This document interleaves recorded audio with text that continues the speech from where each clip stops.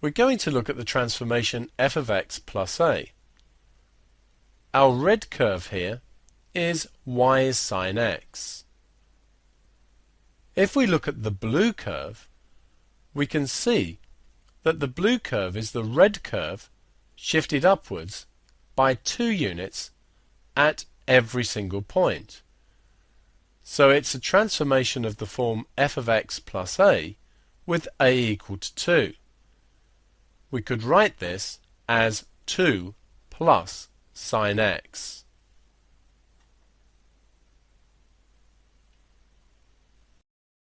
We're now going to look at the transformation f of x minus a.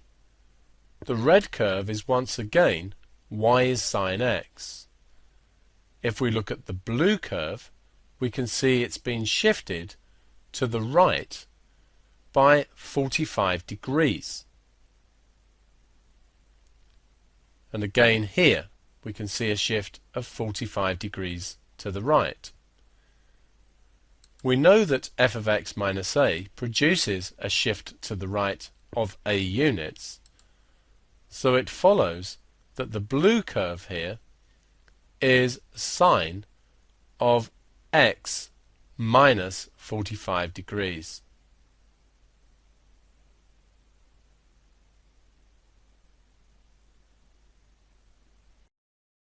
The transformation a(f(x) we know is a stretch away from the x-axis factor a. Our red curve is y is sine x, and if we look at the blue curve, the points on it have been stretched so that they're 3 times as far away. Note how it still goes through the x-axis at the same points. Of course, the distance from the x-axis of these points is 0, so 3 times 0 is 0. But at all other points it's clear that the blue curve is 3 times as far away from the axis compared to the red curve. It follows that this curve must be y is 3 times sine x. f of ax we know is a contraction in towards the y-axis, factor a. The red curve here is y is sine x, and if we look at this maximum point at 90 degrees, this maximum is at 30 degrees, so it's 3 times as close to the axis. This minimum, the first minimum on sine x, is at 270 degrees.